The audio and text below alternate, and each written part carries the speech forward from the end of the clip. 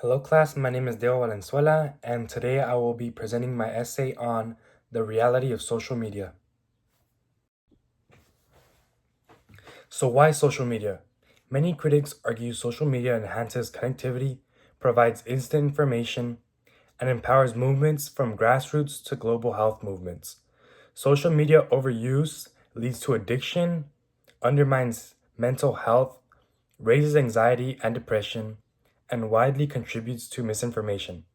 This includes platforms such as Facebook, Instagram, TikTok, Twitter, Snapchat, etc.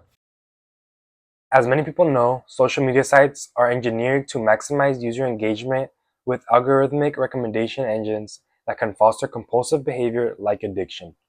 Heavy usage of social media websites has been consistently linked to undesirable mental health effects.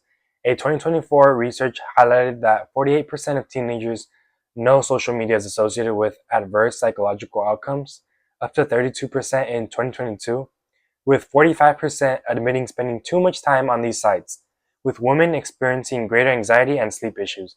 Gibson 4. This was a research study published by the Washington Post.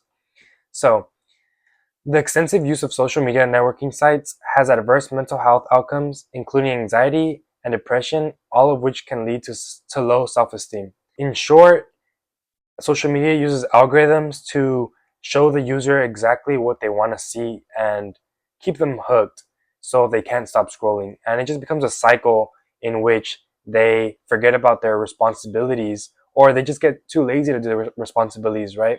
And they just keep scrolling or liking people's posts, searching people up. Like, they cannot get off their device because of social media.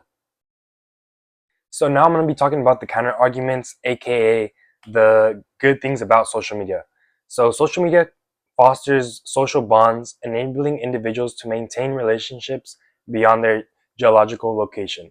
What this means is that, well, through the use of social media, you can text or call anyone in the world, no matter where they are, compared to previously where you would either have to wait a couple of days for a letter to send, or you'd have to wait till you see the person. Well, now you can do it almost instantly. Online communities provide essential support networks for oppressed populations with mental health, chronic illness, and LGBTQ identity. So this is just for those people that they feel like they're in an oppressed population, right? And it's harder to join a supportive community in person rather than just searching them up on a social media site, right? And instantly you become known, you become in the known with that community, and you can make plenty of friends without even having to step foot outside your door.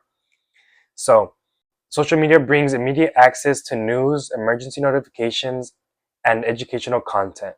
This is probably one of the best outcomes of social media. We have instant news. We get notified almost instantly about anything. And if we don't get notified, we can search it up and have the information.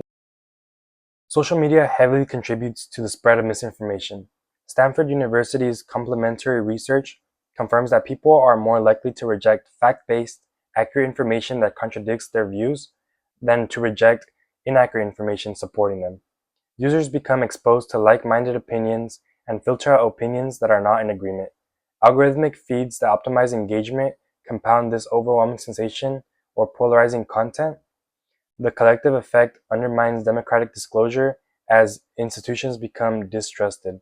So to my right here, we have a picture of Biden and Trump. Misinformation can have a big impact on both of these candidates, as it can cause them to lose trust within their followers and overall lose followers, which will impact us as well, because depending on who's president, we will see changes in the economy and in society.